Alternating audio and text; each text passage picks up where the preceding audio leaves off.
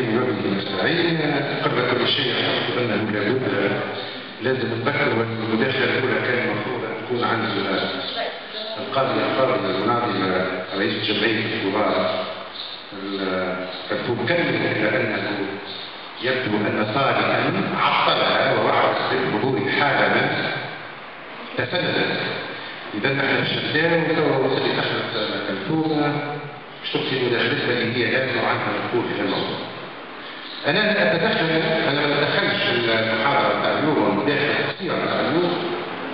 برأيي أنا الشخصي،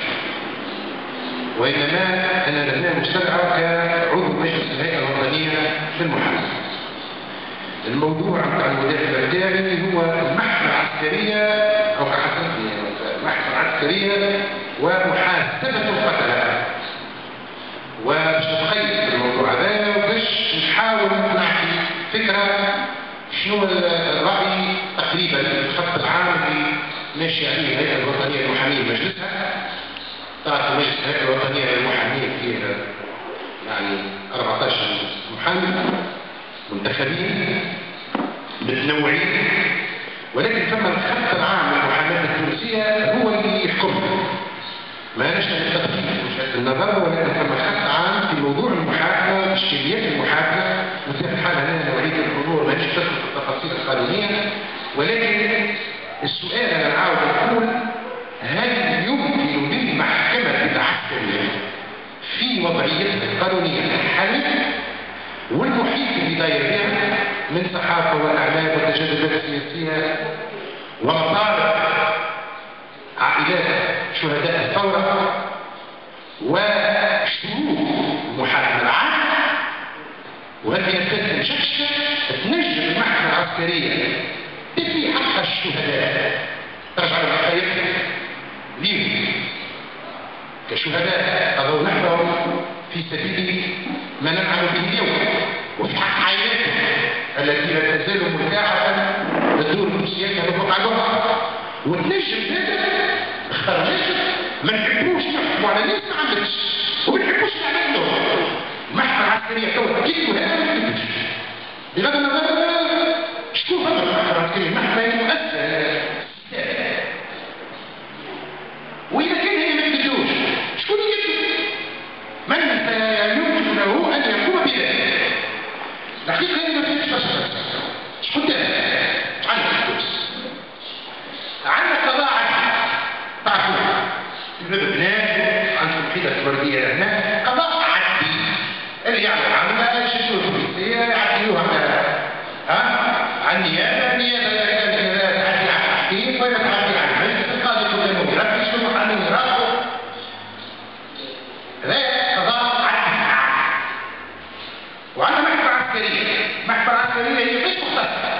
مختصة تنظر في الجرائم التي يرتكبها العسكريون أو من القوات المسلحة ولا شيء. المنظومة هذه تلقى روحها بعد الثورة مباشرة نشأت أخرى في حد الآن يقولون عنا شهداء شكون قتلهم؟ قتلوهم أفراد من القوات المسلحة إما شخص على الأقل يفهم الحديث اللي قاعد يكون كتاب الصحافة وكذا في ملفات الواحد لسه ما شافش الملفات، ولكن معروفة الفكرة العامة. أو الجيش أو كل سؤال يجي المواطن أو الناشط أو السياسي أو كذا يقول زعما هذه المنظومة نتاع كرهت الفاضل ينزل التأمين وترجع تحت البداية وتنزل النيابة العمومية يبقى مسؤولين سواء تنفيذا للأوامر أو دخلوا عنه والدخل أو منطق الشمال والبنك، يعني كل شيء زعما سيكون من السهل أنه حاميها حراميها مش سهل على الأقل على الشمال يكونوش مرتاحين. ما هوش مضمون أنه السيد اللي وهو بالزي ولا مش بالزي وهو يفرق المظاهرات كرتوشة قتل فلان أو فلان ما هوش سهل زميله مش يكون البحث العملي. هذا المسألة بالنسبة للجيش حتى الجيش يشكل يعني ما هوش من أمن من عرش،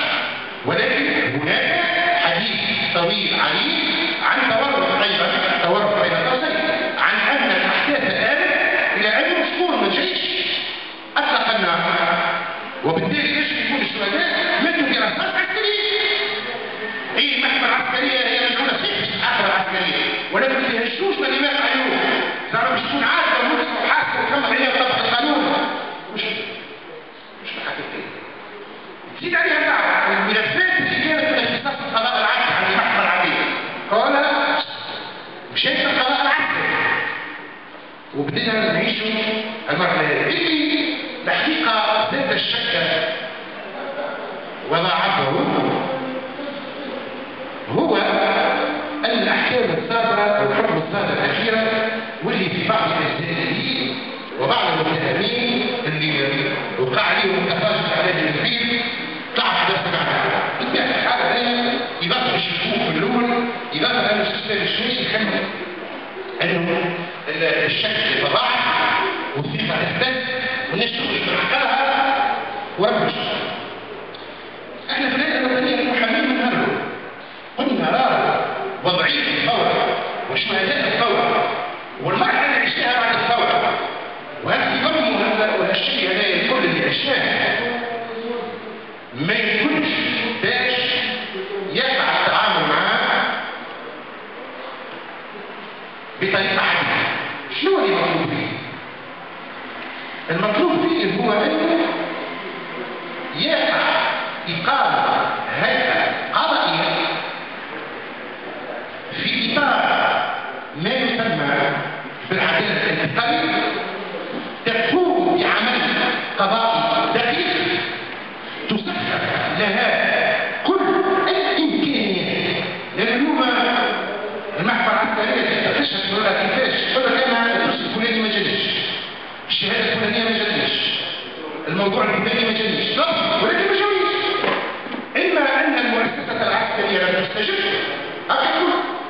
هو المؤسسة العسكرية، أو أن المؤسسة الأمنية لم تستجبش. وده في شكل في المنظومة التقليدية العادية سواء القضاء عدلي أو القضاء عسكري في الوضعية الحالية من الأول من بدأت المحاكمات كنا متوقعين أنها ستكون مبتولة وقاسية. رأينا في الهيئة أنه حتى لو توفرت هذا الموسم حتى نعمل هيئة محامين عائلات الشهداء والمدعين حقهم مش كما اللي عاطف على الجبرة كما اللي يتفرج كما اللي يحكم، ولكن ما هوش من حقنا باش نقول له فما تعيد الملف ما نشوفوه أو سؤالين كبير وقول المحكمة العسكرية كقضاة الكل مش جهاز الكل قال تعالوا نحب يجي الحقيقة ينزل ولا ما ينزلش تدخل إلى المجلس من يسمش القانون الحقيقي من يسمش مش معناتها هذه كفر الإرادة مش من يسمش وقت اللي يطلب الملف الفلاني بس كيفاش تطلب الملفات مو دفاع فيه محامين تاع الشهداء يقولوا حتى في 17 الفلاني حاجتنا بالفيروس تاع الوقت الفلاني، حاجتنا بالنوتيفيكاسيون تاع الوقت الفلاني، حاجتنا بالتسجيل قاعة عمليات في الليل الفصل ولا لا انا ما نقولش الليل الفصل ده بين كلام القاضي لو ما يحكمش حتى ما يجيش يوحد ما يقول لك تحكم بالملف اللي عندك ما تكونش متوقع والا تاخذ ضوء تقول ما توفرلوش عليه. هل يحق لوزاره الداخليه او غيرها ان تاخذ ضوء؟ مش يحق وعند كل الوسائل القانونيه باش تمتنع عن التسليم، لانه المنظومه العاديه العسكريه او العاديه ما فيهاش الامكانيات القانونيه واللوجستيه ما يسمح بان تكون جيب الوقت يشتغل ولا العقد فماشي شنو المكتوب اذا تقول له ايش عملنا؟ ده ضاع الشهداء كلها ما ضاعش وما ضاع حق ولا غلط. اما شنو اللي يمكن يحصل فيه؟ لا مش يجب ان تتاسس محكمه خاصه بشهداء الثوره. شيء عندها في حاجه تسمع عليها حاجه تبحث عن الحقيقه بالحق وتاخذ واحد مش تاخذ واحد تخدم وقت اللي تخدم وتوفر لها كل الامكانيات بالقانون، لانه كي تحط نص بتاع كي تنظم القانون ما يسمى بالعداله الانتقاليه ما نقعدوش نحكموا بالنصوص القانونيه لا عملنا قانون خاص من نوع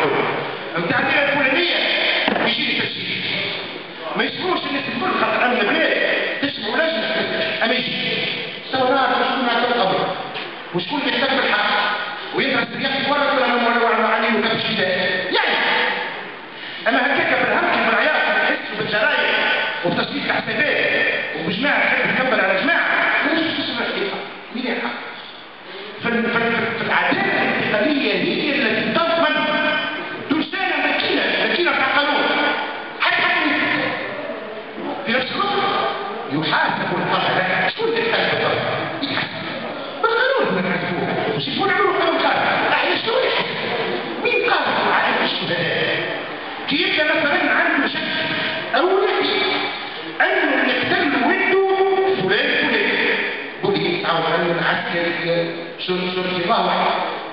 ويشوف فيه قدام الحمل وما سافر حتى هنا وين الاشكال؟ ينجم يكون هذاك الفعل هو اللي خرج على الحق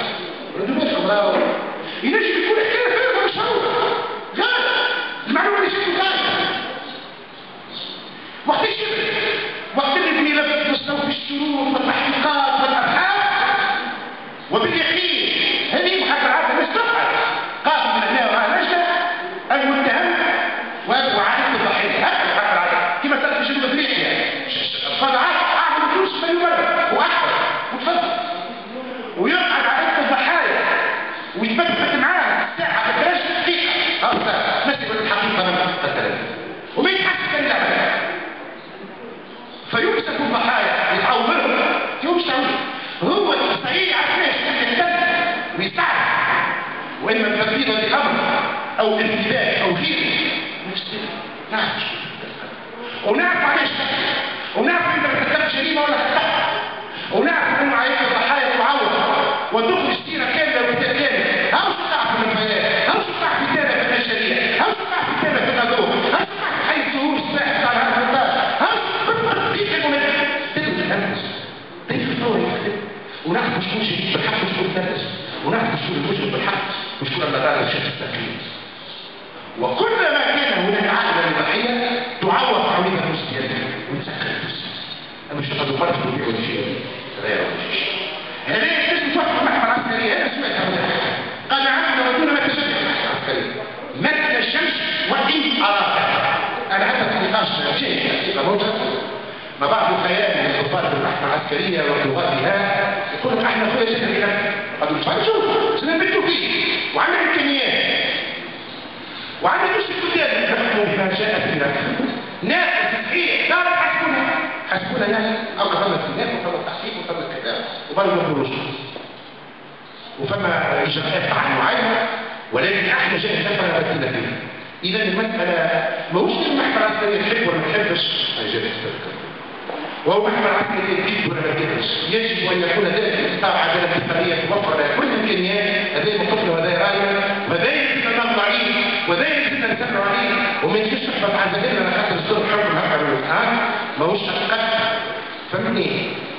والوفاة أنه الصحافة ضحكت الإعلام على ما نسميش أكثر من الثاني كلامونا على استدياف والنبي وراء الحكم صحيح لا يجب أن يتسبب القضاء العسكري في وضعيته الحالية عاجز عن مثال هذه المهمة. القضاء العسكري أكثر عجزا وأكثر بعدا عن المثال بهذه المهمة لمعوقات هيكلية لمعوقات يعني تهم المنظومة القانونية ونعتقد أن أفضل طريقة بل هي تقريبا الطريقة الوحيدة الوحيدة أن يتم تسلم هذا الملف بعيدا عن الظهور الإعلامية بعيدا عن التجدد السياسية ونعتقد أن ذلك لا يتوفر إلى إصدار منظومة عدالة إقليمية تتوفر لها الإمكانيات يؤتى بالمفروض فيه من القتلات وبالضحايا ولا يحق لأي سلطة عمومية مهما فقد درجت أهميتها أو دقة مهمتها سرية وتخفيا من نوع الأمنية العسكرية